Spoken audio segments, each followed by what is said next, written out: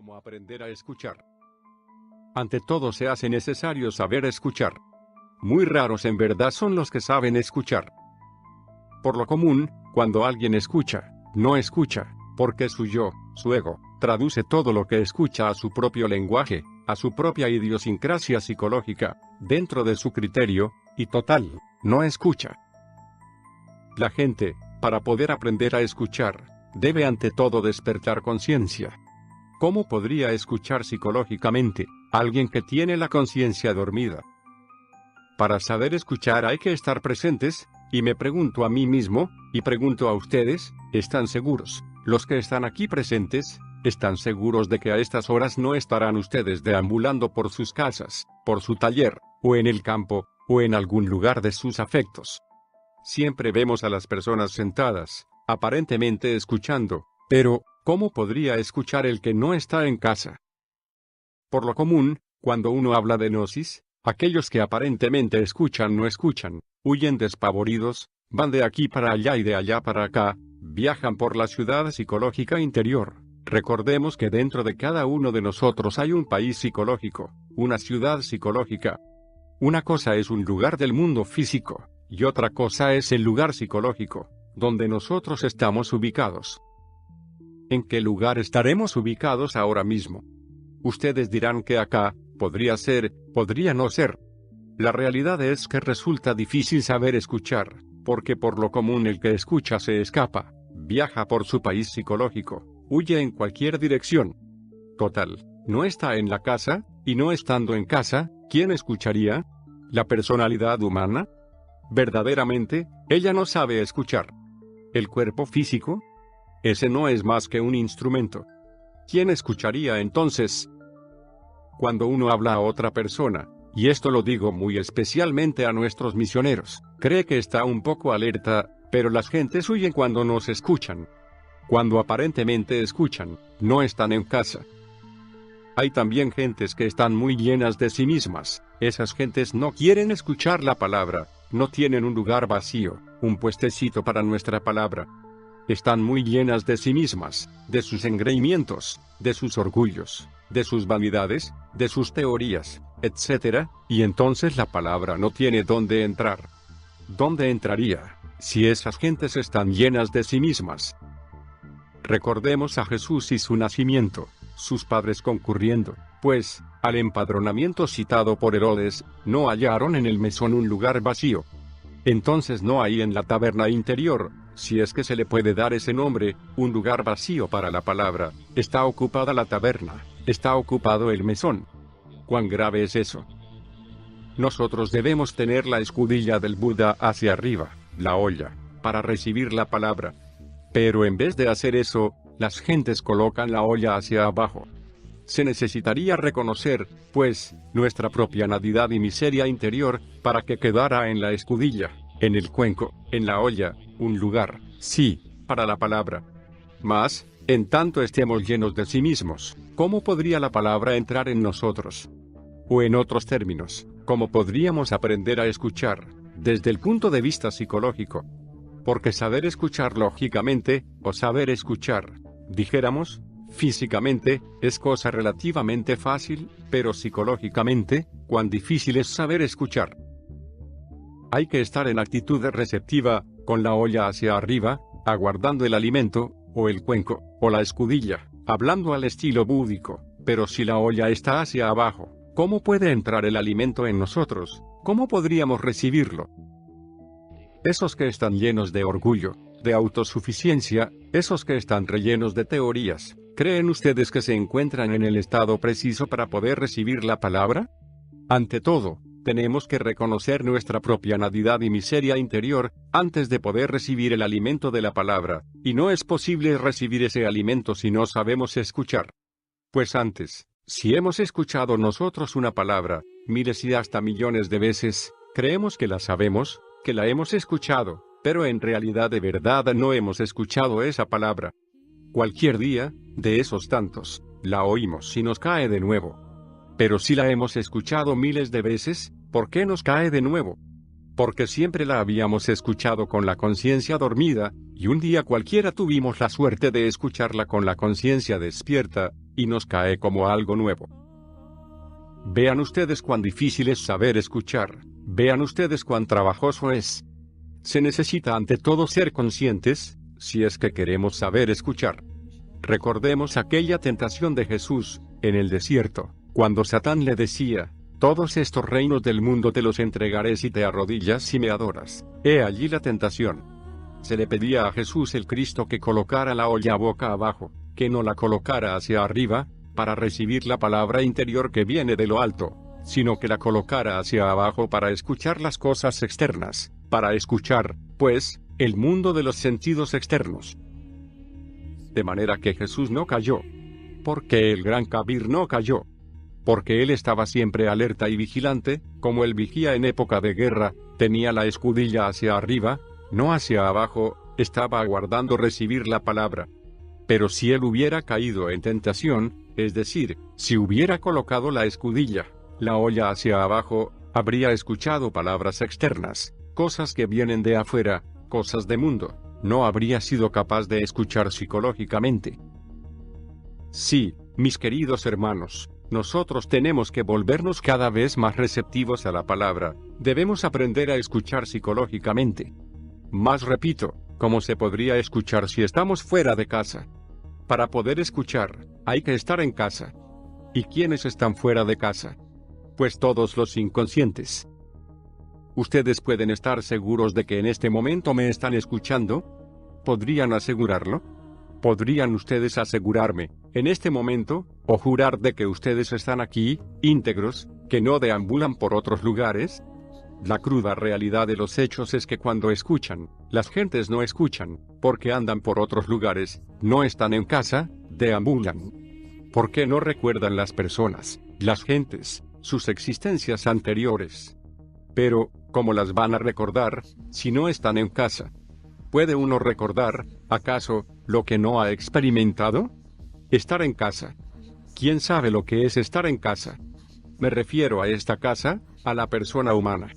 Normalmente, el ser anda fuera de casa.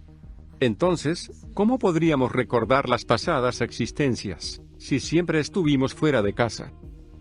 Hay dos cosas capitales en nuestros estudios gnósticos: primera, recordación de sí mismos, es decir, de nuestro propio ser, y segunda, relajamiento del cuerpo. Recordarse a sí mismo y relajar el cuerpo, debemos hacerlo continuamente. Recuerden que el cuerpo siempre está en tensión, los nervios en tensión, los músculos. Hay necesidad de aprender a recordarse a sí mismo y relajar el cuerpo. Yo lo hago continuamente, todos los días, el recuerdo de mí mismo y relajarme el cuerpo, ya sea en una cama o donde sea.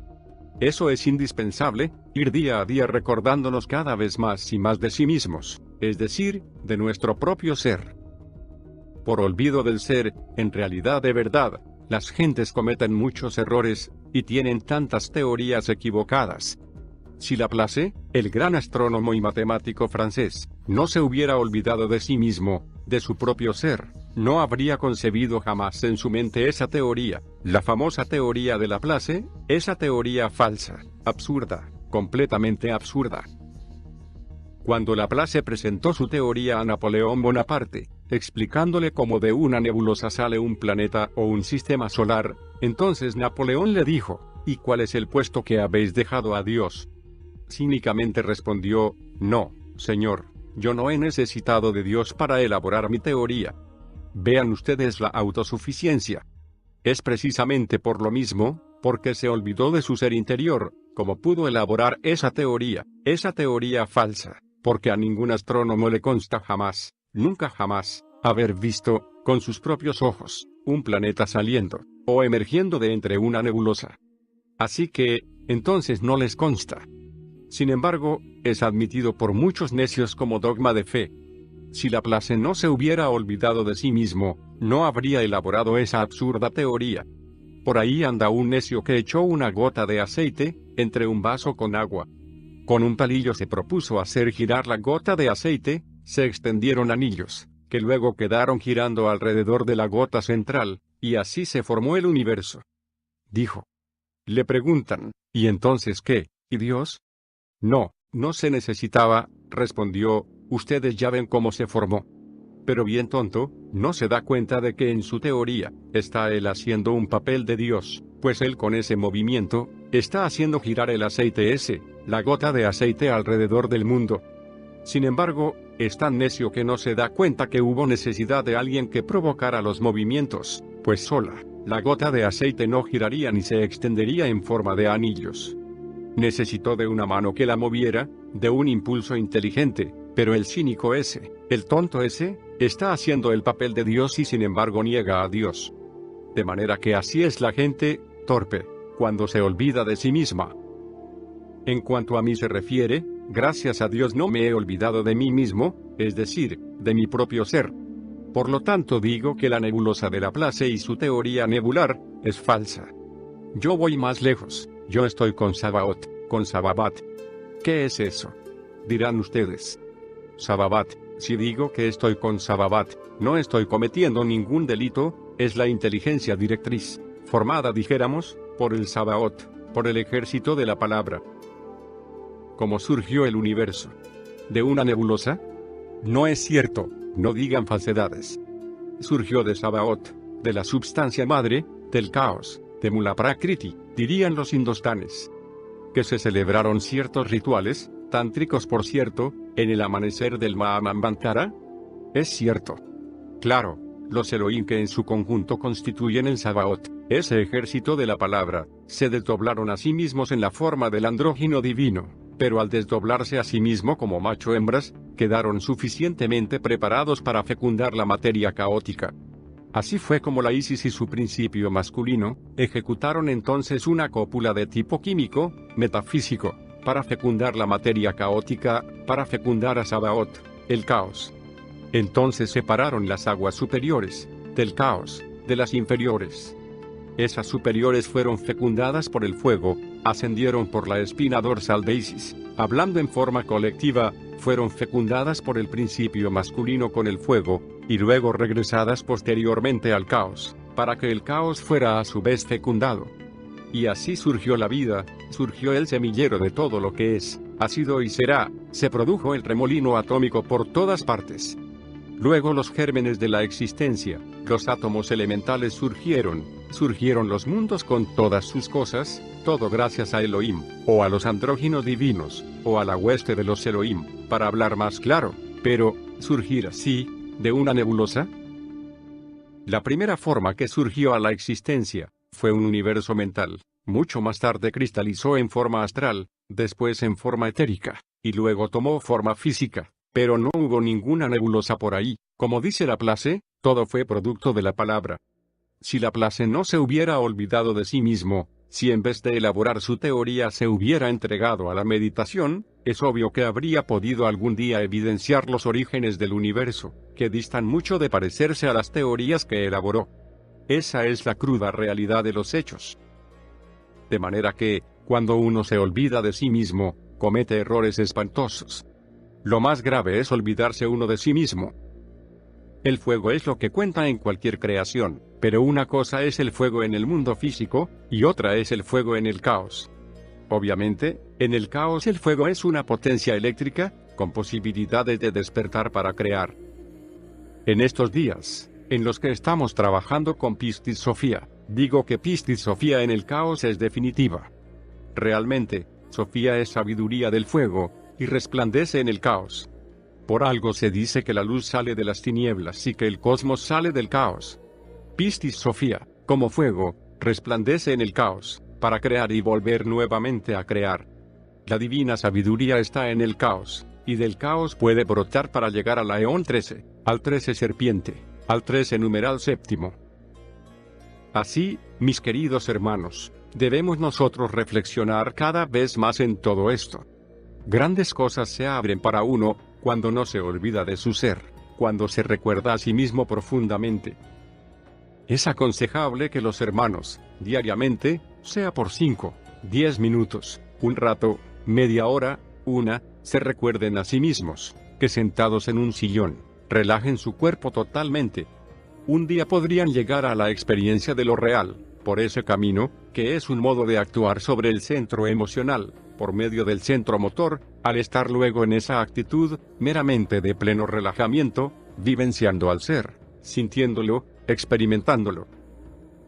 Volverse receptivo al ser, eso es fundamental. La personalidad debe volverse cada vez más pasiva y receptiva a la palabra que viene de arriba, de lo alto. Esa palabra viene a través de los centros superiores del ser y llega. Pero si no somos receptivos, si no aprendemos a relajarnos, si nos olvidamos de sí mismos, ¿cómo podremos recibir los mensajes que vienen a través de los centros superiores del ser? ¿De qué manera? Los hermanos deben comprender esto, que hay que ser un receptáculo, volvernos receptivos, aprender a recibir la palabra, captar su honda significación. Eso es fundamental. Diariamente, debemos relajarnos y recordarnos a sí mismos, a nuestro propio ser. Así avanzaremos triunfantes. Bueno, si hay algún hermano que quiera preguntar, puede hacer sus preguntas con la más entera libertad. Todos tienen derecho a preguntar, o todos pueden preguntar sin salirse del tema. Quisiera saber, venerable maestro, lo siguiente: cuando un estudiante no está en el recuerdo de sí, es inútil que consulte a un maestro, para que le resuelva una situación, puesto que no lo va a saber escuchar. Pues, consultar es necesario, pero saber escuchar es indispensable. Así pues, no es absurdo consultar, lo que sí es absurdo es no saber escuchar. ¿Hay alguna otra pregunta, hermanos? Por medio de la educación de la palabra, ¿se puede aprender a escuchar? Una cosa es hablar, y otra escuchar. Si no sabemos escuchar, no obtendremos el verdadero conocimiento. Para saber escuchar, se necesita estar alertas y vigilantes, estar conscientes. También se necesita que haya un pleno equilibrio entre el saber y el comprender, o entre el conocimiento y el ser. Pero una cosa es escuchar, y otra cosa es hablar. Educar la palabra es conveniente, no digo que no, pero se hace indispensable saber escuchar, para así atenernos, principalmente, a la ciencia de saber escuchar. Maestro, cuando uno está frente a usted, hay un aletargamiento de la mente. Queda uno incapacitado para absorber toda su palabra, para absorber el conocimiento trascendental, es decir, queda uno como perplejo, atontado frente a su sabiduría. De tal manera que resulta harto difícil escucharlo a usted. Entonces, ¿qué podría hacer para aprender a escucharlo, venerable maestro? He oído tus palabras. Indudablemente, hay que saber escuchar. Se necesita el estado de alerta percepción, de alerta novedad, si es que se quiere escuchar. Mas repito, ¿cómo podría saber escuchar el que no está en casa? Normalmente, las gentes que escuchan en un auditorio al conferencista, suelen escaparse, tienen múltiples agregados psíquicos inhumanos que van y vienen por todas partes. Total que, estando allí en el auditorio, escuchando, no están, y oyendo no oyen, porque están fuera de casa. Si se quiere saber escuchar, debe uno estar íntegro, unitotal frente al conferencista. Deben estar los tres centros, el intelectual, el emocional y el motor, integrados, unidos. Pero si esos tres centros andan disociados, el intelectual por un lado, el emocional por el otro y el motor por otro, pues sencillamente no se está escuchando la palabra. De manera que saber escuchar es algo muy difícil, y fundamental, porque si uno aprende a escuchar, puede entonces recibir información completa sobre el trabajo esotérico gnóstico. Téngase en cuenta que en la vida práctica, la vida tiene muchas fases. La vida en el estado de inconsciencia, tiene fases terribles. Parecería como si la vida, en el estado de inconsciencia de la humanidad, tuviera más fuerza todavía que el conocimiento esotérico gnóstico. Pero lo que sucede es que las gentes están tan llenas de sí mismas, repito, que no pueden recibir entonces la información que se les da a través de la palabra. Están llenas, no reciben la información completa, es decir, no saben escuchar, porque están llenas de sí mismas. Si uno escucha, si aprende a escuchar en estado de alerta percepción, de alerta novedad, llega uno también a reconocer realmente, viene a descubrir, por tal motivo, que es un cuitado, un desnudo, miserable y hambriento. Queda, pues, un lugar vacío para que la palabra pueda entrar allí. Pero mientras uno se sienta lleno, mientras se sienta engreído, mientras se sienta satisfecho con todos esos egos, ¿cómo va a recibir la palabra, si no hay un lugar vacío dentro de la persona, para que la palabra pueda almacenarse allí?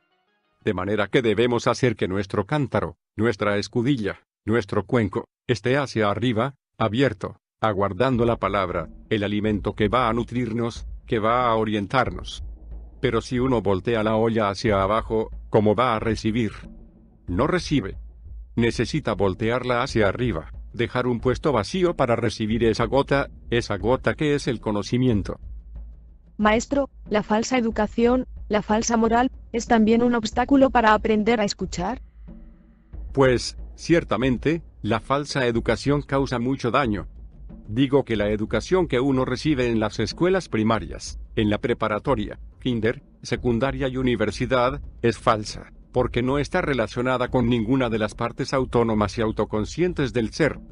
Siendo falsa, falsea de hecho los 5 cilindros de la máquina, y nutre a muchos agregados psíquicos inhumanos.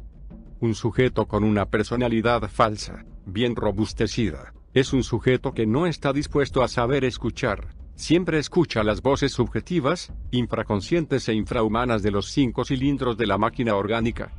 Las únicas voces que sabe escuchar son las de la falsa personalidad. Siempre está tan relleno de conocimientos, que no deja un lugar vacío donde puede un instructor depositar la palabra. De manera que la falsa educación perjudica horriblemente. Y en cuanto a la falsa moral, pues no sé a cuál moral te refieres. Pues a la moral, digamos, apegada a lo viejo, a la tradición. Esa no sirve. Hablemos de ética revolucionaria, porque la moral es esclava de las costumbres, de los lugares y de las épocas. Lo que en un país es moral, en otro país es inmoral. Lo que en una época fue moral, en otra época es inmoral. Lo que en un tiempo fue moral, en otro tiempo es inmoral. Veamos un caso muy concreto. En la China, por ejemplo, hasta hace poco tiempo, matar al padre porque ya estaba muy anciano, pues se consideraba moral, y entregarle las niñas chiquitas, recién nacidas, a los misioneros católicos que llegaban allá, cambiándolas por sellos de correo, era moral. Por allí hubo un cura que trajo cientos, miles o más de niñitas, adquiridas con puros sellos de correos. Es normal, pues, tirar a una niñita, a cualquier niñita a la calle. Como es mujer, eso no vale, la tiraban a la calle. Únicamente se alegraban cuando nacía un varón, pero nacía una mujer y la tiraban a la calle, o la cambiaban por timbres de correo. De manera que, ¿en qué quedamos con la moral? La moral es esclava de las costumbres. Podríamos citar miles de casos, algunos de ellos muy dolorosos y hasta vergonzosos, sobre la tan cacareada moral. Así pues, la moral es esclava de las costumbres y de los tiempos, es el resultado de todos los prejuicios de la humanidad. Eso no sirve. Todo el que quiera marchar por la senda de la autorrealización íntima del ser, tiene que libertarse de la moral. Hablemos más bien de ética revolucionaria, eso suena mejor. Uno tiene que aprender a hacer un inventario de sí mismo, para saber qué le sobra, y qué le falta, y también aprender a manejar las virtudes. Una virtud, por muy santa que sea, fuera de lugar causa daño. Hay muchos santos que han perjudicado a la humanidad con sus virtudes, esa es la cruda realidad de los hechos. Sin embargo, las virtudes son preciosas, pero el que no las sabe manejar, obviamente causa daño con las mismas virtudes. De manera que no hablemos de moral, hablemos de ética revolucionaria. La moral no sirve, perjudica nuestro desarrollo. ¿Hay alguna otra pregunta? ¿Podría usted ahora, venerable maestro, hablarnos un poco sobre el mal secretario? El mal secretario es el ego, nada menos que el ego.